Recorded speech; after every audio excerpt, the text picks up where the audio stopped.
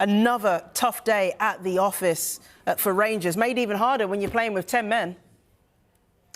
Yeah, it was. I mean, listen, Jess, I mean, the red card, and we might hear excuses from Rangers. Yeah, it was maybe difficult the second half because you're down to 10 men. But when it was 11 v 11, Genk still had opportunities in the match, the better of the chances, shall I say. As I said, Diamonde, it was a red card.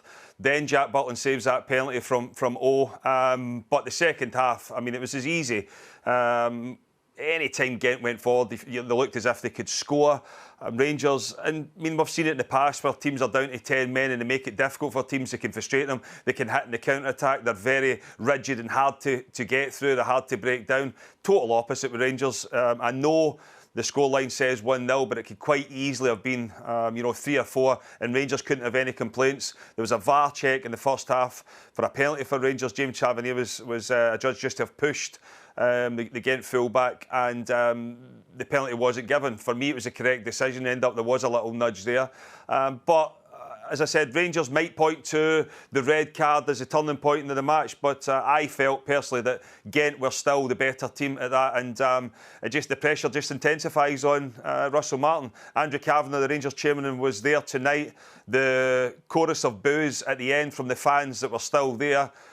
He will now understand what's been going on now for a number of weeks. Rangers obviously won the game at the weekend, and it was probably not as bad as it's been. And Andrew Kavanagh has never experienced that. He has experienced Rangers playing in Europe and seen and heard what European nights can be at Ibrox and on the road.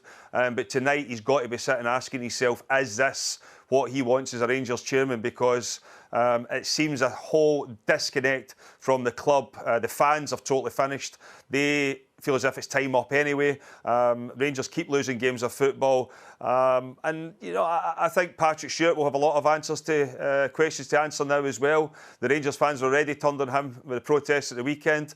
And now Rangers are going into a period where I think they're the next 3 games are away from home, and it's not going to get any easier.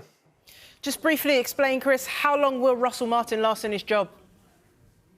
I don't know, Jess. I think a lot of Rangers fans were expecting it to be after the Hearts game because of the negativity. It was there. Rangers backed their manager, and because of it's the start of a new project, you might seem to be not giving up straight away. But looking at it right now, there is no other option than to start looking for not only a new manager. I think the recruitment needs an overhaul at Rangers once again. I can't sit here and criticise the recruitment teams that has been there in the past and then look at this one and let it away with it, because the amount of players that came through the door. Chermiti was given an opportunity this evening as well. I know Rangers will go down to 10 men, and it becomes difficult for him in the second half, but I mean, I've never seen anything in the first half that's going to excite me as looking at a Rangers team and think, yeah, there's £8-10 million, whatever it was, on a striker.